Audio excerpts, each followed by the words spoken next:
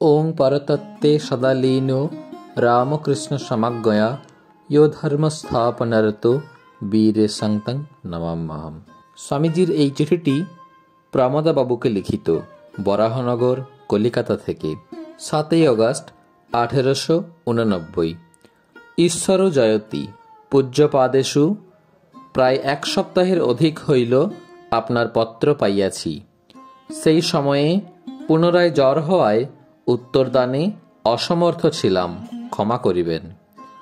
মধ্যে মাস দেড়েক ভালো ছিলাম, কিন্তু পুনরায় 10-12 দিন হইল জ্বর হইয়াছিল। এক্ষণে ভালো আছি। গুটিকতক প্রশ্ন আছে মহাশয়ের বিস্তৃত সংস্কৃত শাস্ত্রজ্ঞান, উত্তর দিয়া বাধিত করিবেন। প্রথম প্রশ্ন, সত্যকাম, জাবালি এবং জানশ্রুতির কোনো উপাখ্যান ছান্দোগ্য উপনিষদ সাওয়ায় বেদের অন্য কোনো অংশে আছে কি না? সাওয়ায় অর্থ ব্যতীত, এটি একটি আরবি শব্দ। দ্বিতীয় প্রশ্ন, শঙ্করাচার্য বেদান্ত ভাষ্যে অধিকাংশ স্থলেই স্মৃতি উদ্ধৃত করিতে গেলেই মহাভারতের প্রমাণ প্রয়োগ করেন, কিন্তু বনপর্বে, অজগরোপাখ্যানে এবং উমা মহেশ্বর সংবাদে তথা ভীষ্মপূর্বে যে গুণগত জাতিত্ব অতি স্পষ্টই প্রমাণিত, তৎসম্বন্ধে তাহার কোনো পুস্তকে কোনো কথা বলিয়াছেন কি না?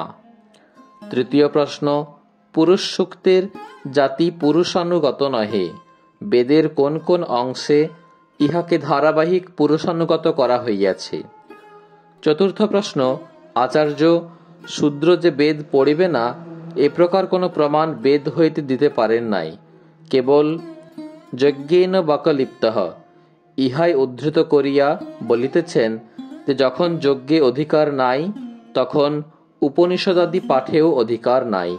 কিন্তু অথাত ব্রহ্ম জিজ্ঞাসা এ স্থলে ওই আচার্য বলিতেছেন যে অথ শব্দ বেদাধ্যায় নাদ নন্তরম এ প্রকার অর্থ নহে, কারণ মন্ত্র ও ব্রাহ্মণ না পড়িলে যে উপনিষদ পড়া যায় না ইহা অপ্রামাণ্য, এবং কর্মকাণ্ডের শ্রুতি এবং জ্ঞানকাণ্ডের শ্রুতিতে কোনো পূর্বাপর ভাব নাই।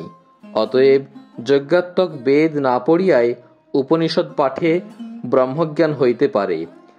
যদি যজ্ঞে ও জ্ঞানে পূর্বাপর্য না থাকিল, তবে শূদ্রের বেলা কেন ন্যায়পূর্বকম ইত্যাদি বাক্যের দ্বারা আচার্য আপনার বাক্যকে ব্যাহত করিতেছেন? কেন শূদ্র উপনিষদ পড়িবে না?